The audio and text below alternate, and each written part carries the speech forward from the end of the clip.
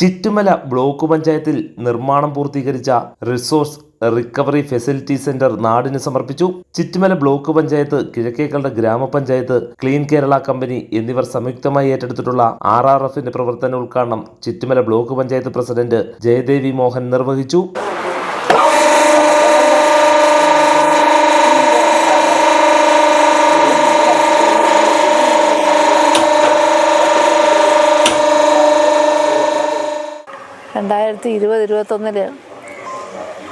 ഈ ഇന്നത്തെ ശുചീകരണത്തിൻ്റെ ഭാഗമായിട്ട് നമുക്കറിയാം, നമ്മുടെ നാട് വല്ലാത്തൊരു മോശപ്പെട്ട അവസ്ഥയിലേക്ക് പോയിക്കൊണ്ടിരിക്കുകയായിരുന്നു.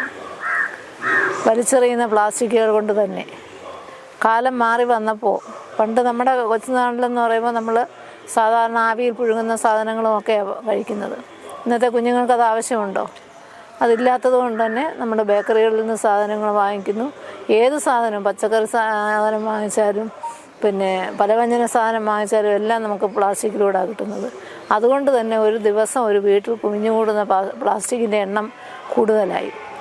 അങ്ങനെ വന്നപ്പോൾ യൂസ് ആൻഡ് ത്രോ എന്നുള്ള രീതിയിൽ ആളുകൾ ഉപയോഗിക്കുന്നത് കൊണ്ട് തന്നെ നാട് മൊത്തം കലുഷിതമായ രീതിയിൽ പ്ലാസ്റ്റിക് വിനിയോഗം ചെയ്യപ്പെടുന്നതായിട്ട് കണ്ടതിൻ്റെ അടിസ്ഥാനത്തിലാണ് ഗവൺമെൻറ് നിർബന്ധമായും ഇത് നിർമ്മാർജ്ജനം ചെയ്യണമെന്നുള്ള അർത്ഥത്തിൽ ഇത്തരത്തിലുള്ള സംഘങ്ങളെ രൂപീകരിച്ചത് പഞ്ചായത്ത് വൈസായിട്ട്.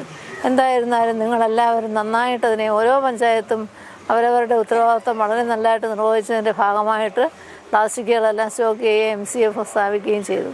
എന്നാൽ RRFൻ്റെ കാര്യം വന്നപ്പോൾ പലർക്കും സാമ്പത്തിക പരാധീനതയും എല്ലാം കൊണ്ട് തന്നെ RRF സ്ഥാപിക്കാനുള്ള സംവിധാനം ഇല്ലാതെ വന്നു. ആ സന്ദർഭത്തിലാണ് ബ്ലോക്ക് പഞ്ചായത്ത് ഒരു RRF സ്ഥാപിക്കാമെന്ന് പറഞ്ഞുകൊണ്ട് ഇത്തരം ഒരു കെട്ടിടം രൂപീകരിച്ചത്.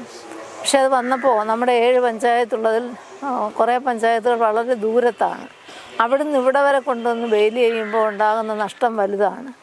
അതുകൊണ്ട് തന്നെ അവരവരുടെ പഞ്ചായത്തുകൾ ചെയ്യാൻ തുടങ്ങി. പക്ഷേ കല്ലടയ്ക്കും മൺട്രോത്തുരുത്തിനും ആ ഒരവസ്ഥ ഇല്ലാതെ വന്നതുകൊണ്ട് നമുക്കെന്നാൽ ഏറ്റെടുക്കാമെന്ന് പറഞ്ഞിട്ടുണ്ട്. പക്ഷേ മൺട്രോത്തുരുത്ത് ഇതിന് പൂർവാധികം മാറുകയാണ് ചെയ്തത്.